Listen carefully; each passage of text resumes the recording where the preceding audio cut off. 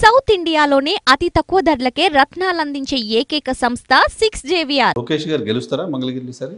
ఎక్కడ గెలిచేది కాదు, ఏంటి వైఎస్ఆర్ కాంగ్రెస్ పార్టీ స్ట్రాటజీ? లోకేష్ గారి పైన ఒక మహిళను పెట్టారు, ముగ్గురు మీద పవన్ కళ్యాణ్ గారి పైన ఒక మహిళను పెట్టారు, ఈవెన్ బాలకృష్ణ గారి పైన ఒక మహిళను పెట్టారు.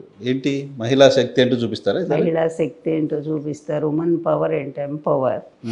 ఎందుకంటే మహిళ అంటేనే ఆదిశక్తి, ఆదిశక్తి స్వరూపం కదా. ఆఖరి త్రిమూర్తులను కూడా సృష్టించింది మహిళే. అందుకే ఆమె పదం చూసారా, స్త్రీ అనే పదము. స్త్రీ అంటే సా, క్రింద తావత్తు, ఆ క్రింద క్రావడి, పైన ఈకారం. ఇది స్త్రీ అనే అక్షరం, అమ్మవారి రూపంలో అక్షరం. ఒక అక్షరమే కదా స్త్రీ అనేది.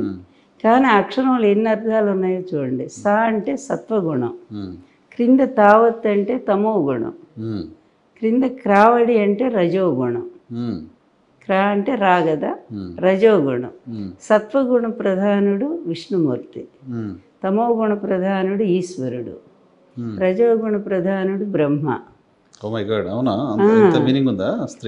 అలాగే ఈకారం ఉంది కదా, ఆ ఈకారం కూడా ఈకారంతో శక్తి మాత్రం అని మంత్రశాస్త్రం చెప్తా ఉంది. ఈకారం అంటే శక్తి బీజం అది.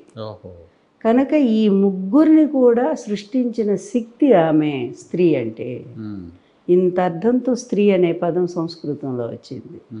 అంత గొప్ప శక్తి కలిగింది స్త్రీ. నిజం, ఈ సమాజానికి స్త్రీ లేకపోతే అసలు ఎప్పుడో పోయి ఉండేది నాకు తెలిసి. అట్లాంటి స్త్రీలను పెట్టారు. నిజంగా చూడండి, ముగ్గురు మంచి మహిళలు, చక్కటి. ఎవరి చరిత్ర తీసుకున్నా కూడా అటు వంగా గీత హైలీ ఎడ్యుకేటెడ్,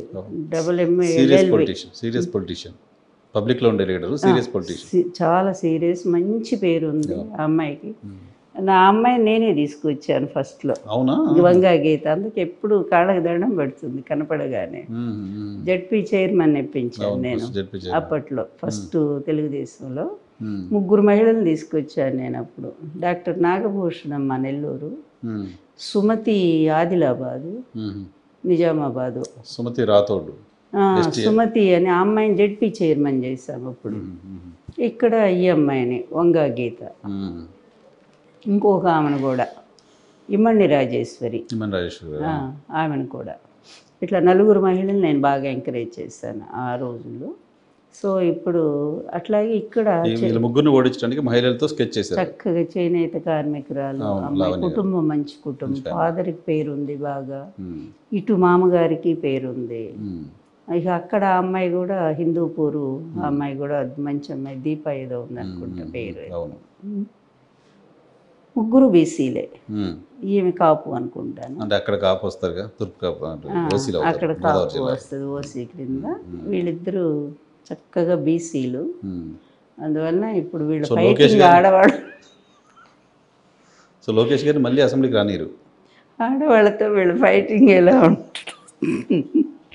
జగన్ తక్కువవాడు కాదు, జగన్ తక్కువవాడు కాదు అస్సలు. అతని ప్లాన్ కానీ అతని ఆలోచన విధానం ఎవరు అందుకోలేరు. నరసింహరావు గారు అసలు ఎవరు అందుకోలేరు ఆ బ్రెయిన్. అంతే. చంద్రబాబు నాయుడు గారు కూడా మహిళల్ని జగన్మోహన్ రెడ్డి గారి పైన వదులుతున్నారు. వాళ్ళ చెల్లిని, ఇంకో చెల్లి వాళ్ళ మదర్ని, మహిళలే కదా. అదే కదా, ఆయన వదిలిన బాణాలని ఎక్కడ పడిపోతున్నాయి ఎవరికి జనాలకు కూడా అర్థం కావట్లే, ఏ మూల పడిపోతున్నాయో. కానీ జగన్ ఒక్క బాణం వదిలితే చాలు, మొత్తం అదొక బ్రహ్మాస్త్రం లాగా, బ్రహ్మ శిరోనామకాస్త్రం లాగా అన్ని దహించి పారేస్తాం. జగన్ గారు వదిలిన బాణమే కదా తిరిగి వచ్చి ఆయన చుట్టుకుంది, తిరిగి వచ్చి ఆయన కుచ్చుకుంటోంది అని అపోజిషన్ మాట్లాడుతోంది. నేను చెప్పాను దాని మీద, అది జగన్ అన్న బాణం అని అమ్మాయి చెప్పుకుంది. కానీ ఆ బాణం ఎప్పుడైనా సరే, బాణం పవర్ అనేది ఒక్కసారి ఉంటుంది మనకి. వెనకపోతే యుద్ధాల్లోకి ఏ బాణమైనా ఒక్కసారి ప్రయోగిస్తారు. ఒక్క బ్రహ్మశిరోనామకాస్త్రం అనేది మాత్రం అది బ్రహ్మాస్త్రం. అది ఎప్పుడో కానీ ప్రయోగించరు అస్సలు. అది రేర్ అనమాట. మనకు మహాభారత యుద్ధంలో ఒకే ఒకసారి, అంతే కదా.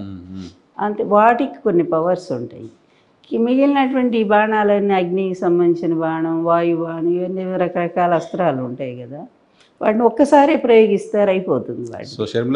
అలాగే జగన్తోనే ఆ పవర్ పోయింది ఆమెకి. జగన్ ప్రయోగించినప్పుడు ఉంది బాగా. అందుకనే ఆ బాణం దిక్కులేక అటు తిరిగి ఇటు తిరిగి చంద్రబాబు ఇంటికి పోయింది అది. చంద్రబాబు గూటికి చేరింది ఆ బాణం. చంద్రబాబు గూటికి చేరిందా, చంద్రబాబు గూటికి తెచ్చుకున్నాడా? చంద్రబాబే తెచ్చుకున్నాడు ఆ బాణాన్ని, కానీ దాని పవర్ పోయిందని తెలియక తెచ్చుకున్నాడు ఆయన.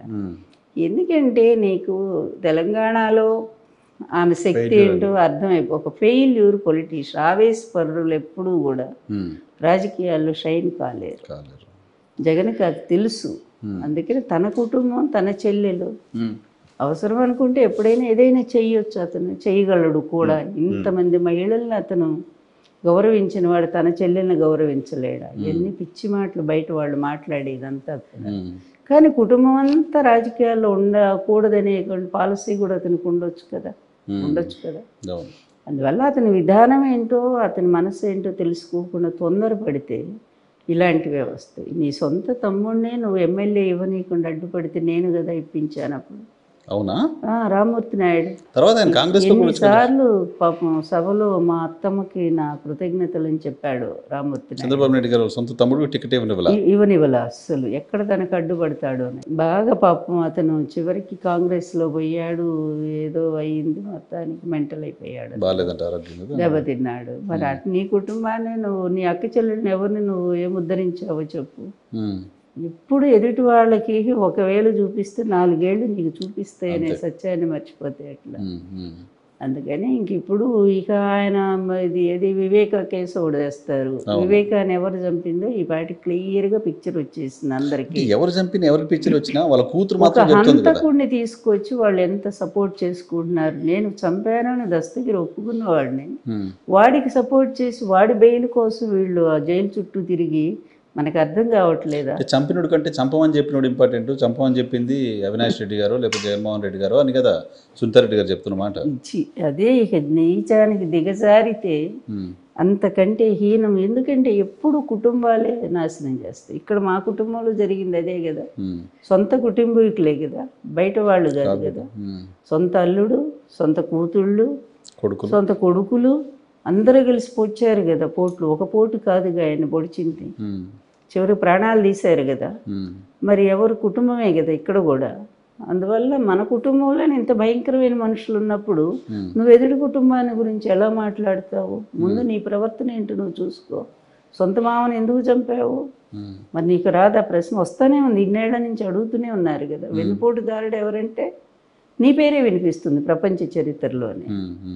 అందువల్ల నువ్వు వాళ్ళ కుటుంబంలో గురించి నువ్వు మాట్లాడేది ఏంటి? అలాగే ఆ కుటుంబంలో వాళ్ళ అల్లుడు ఎట్లాంటి వాడు అందరికీ తెలిసిందే, వివేక్ అల్లుడు ఏంటో. అక్కడ అంతే, 2వ భార్యను చేసుకున్నాడు కనుక వాళ్ళకి గొడవలు వచ్చాయి. ఆ గొడవల్లో ఆయన్ని ఎవరు చంపారు? వాళ్ళే చంపించారు, ఫ్యామిలీయే చంపించారు.